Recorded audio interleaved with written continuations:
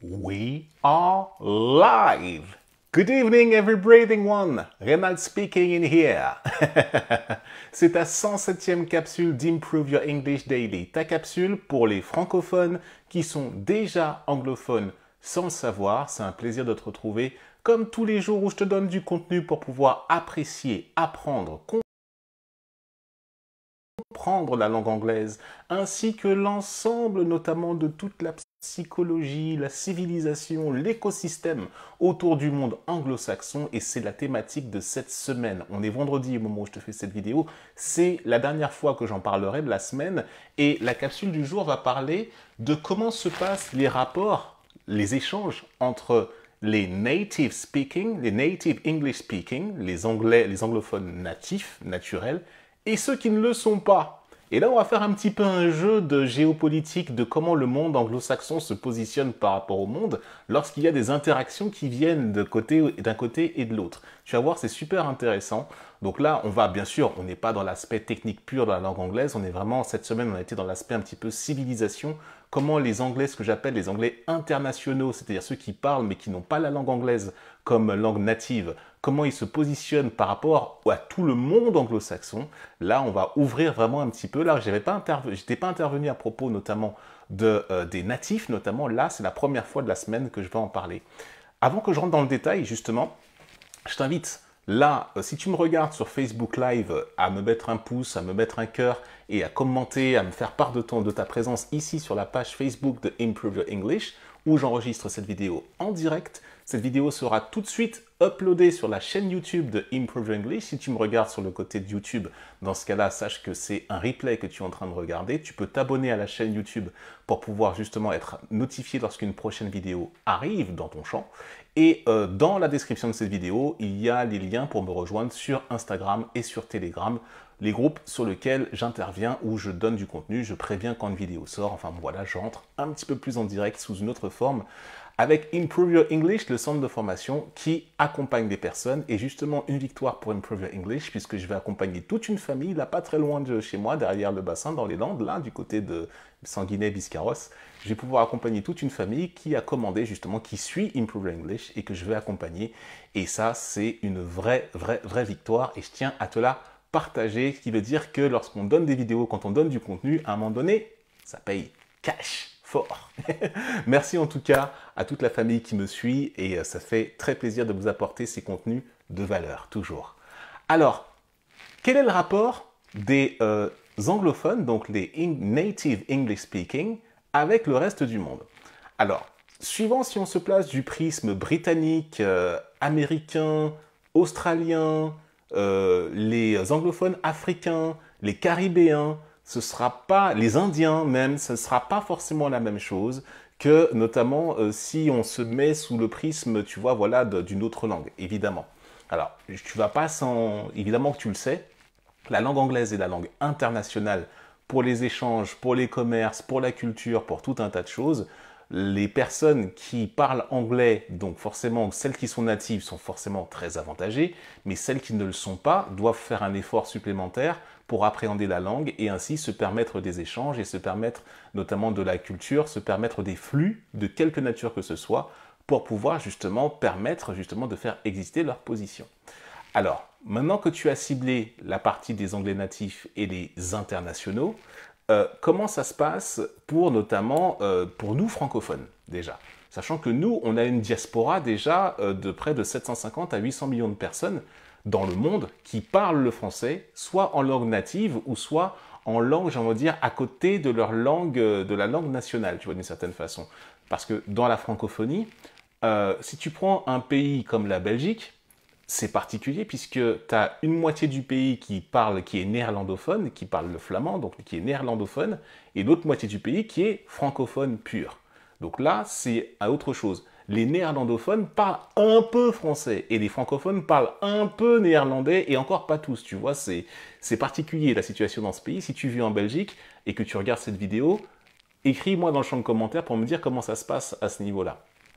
Aussi, pareil pour les Suisses, qui eux, il y a 4 langues qui se cohabitent au sein de plusieurs cantons. Alors tu as les francophones, les romans, Tu as aussi donc les Suisses allemands qui eux-mêmes ont un dialecte allemand qui n'est pas l'allemand pur de l'Allemagne tel qu'il est.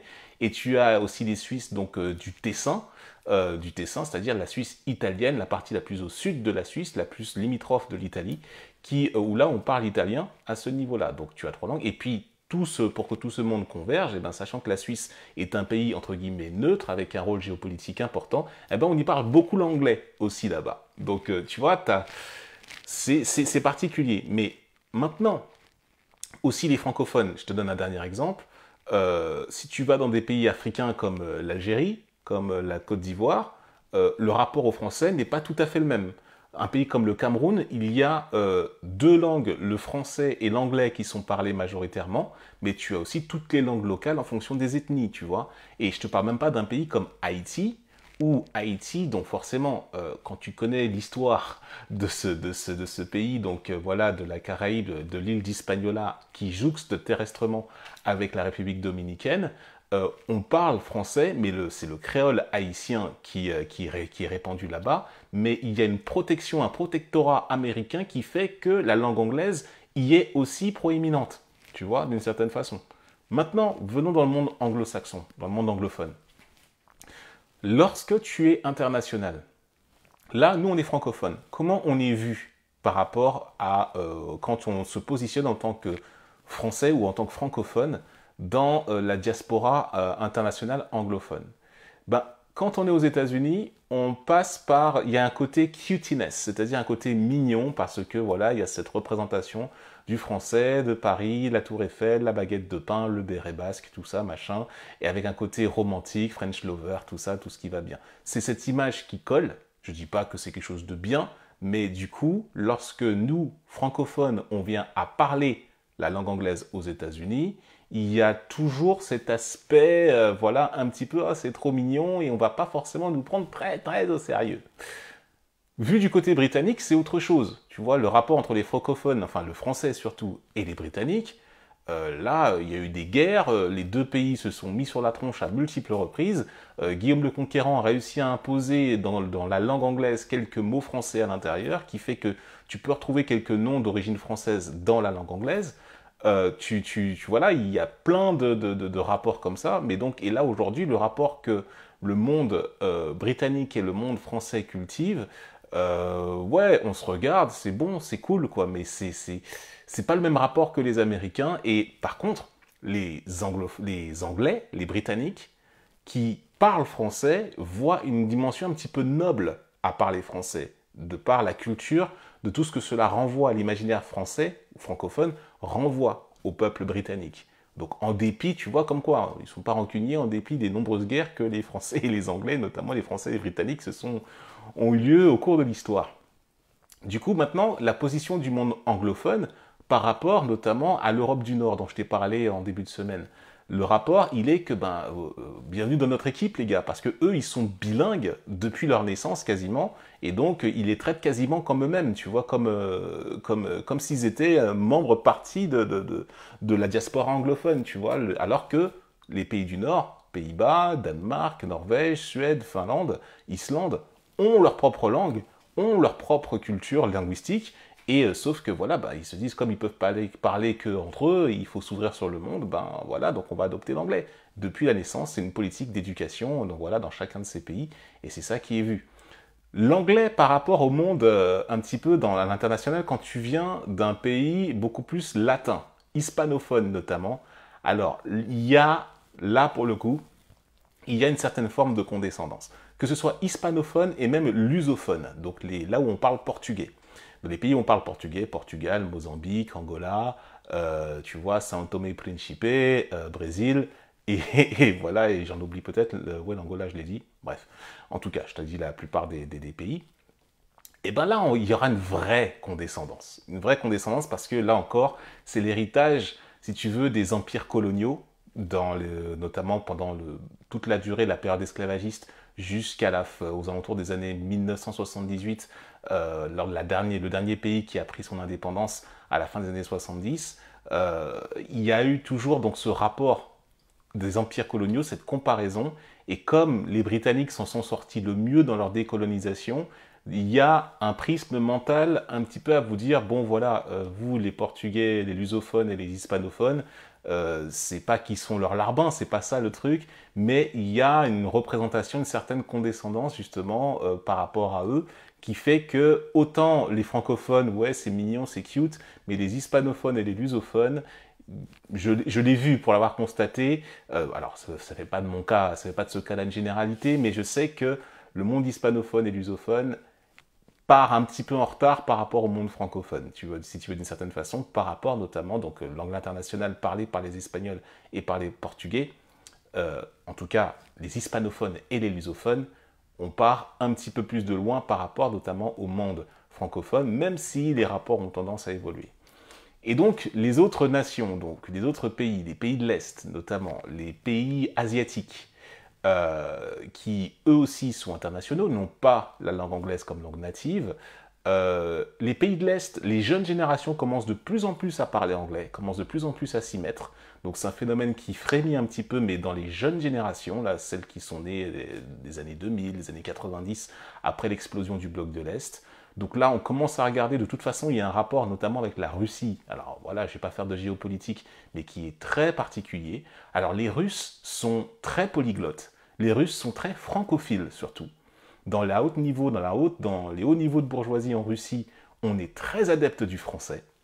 À savoir aussi qu'en Serbie, les Serbes sont très polyglottes, ils savent très bien s'adapter à apprendre des langues, c'est un peuple qui sait apprendre les langues de manière assez facile. Les Russes aussi, c'est plus slave, j'ai envie de dire.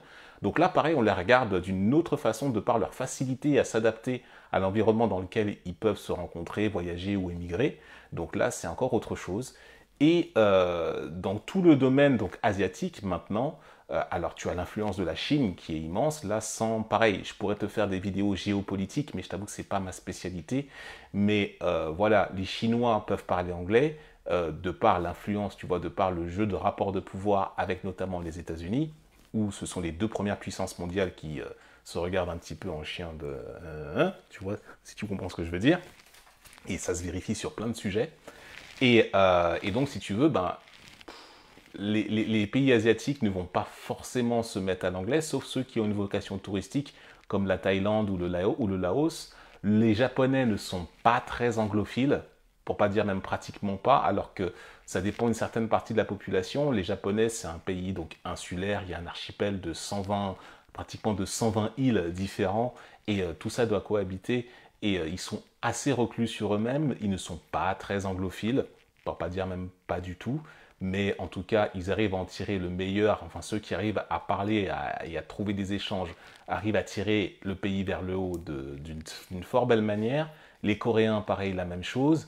Là, et tous les pays donc plus touristiques comme la Thaïlande, si tu veux, ben là, pour le coup, eux vont se tourner vers vers la langue anglaise parce que voilà, c'est le choix touristique, le choix de l'ouverture de leur territoire pour que justement profiter de la ressource du soleil et des temples pour pouvoir simplement faire en sorte que les capitaux étrangers arrivent. Donc, on parle anglais pour favoriser ces échanges de capitaux-là. Voilà ce que je voulais dire dans cette vidéo. Donc là, c'était un petit peu plus, voilà, j'ai pas trop parlé de la langue comme on fait pour faire un sujet verbe complément. On était vraiment là dans un côté prisme un peu international versus anglais natif. J'ai essayé de voir ça sous plein d'angles différents. Si tu as des choses à proposer par rapport à cette thématique des échanges entre les internationaux et les anglais natifs, libre à toi de me communiquer en commentaire comment tu vois les choses, comment tu vibres toutes ces questions-là. En tout cas, moi, c'était un plaisir de te proposer ça. On va y revenir un petit peu plus tard dans l'aventure Improve Your English. En tout cas, je t'invite à creuser et à aller pratiquer justement ton anglais avec des internationaux. Tu vas voir, ça va t'apporter plein de choses, tu vas apprendre plein de trucs. Et en tout cas, si tu souhaites développer ta relation avec la langue anglaise de la meilleure façon qui soit, dans la description de cette vidéo, il y a un lien pour commander un cours. Et là, à partir de là, je suis notifié, on prend rendez-vous et tu vas pouvoir éprouver la méthode Improve Your English, la méthode qui te permet de pratiquer l'anglais selon tes ressources joyeuses, puissantes, pour que l'anglais devienne un outil et non plus une fin. Et donc, c'est plus du tout le même rapport que celui que tu cultivais à l'école. Ok, now let's go, I'm out of here. I hope that you enjoyed it. J'espère que tu as apprécié ce contenu et on se retrouve très bientôt for our next video. Have a wonderful evening. Cheers, bye-bye, folks.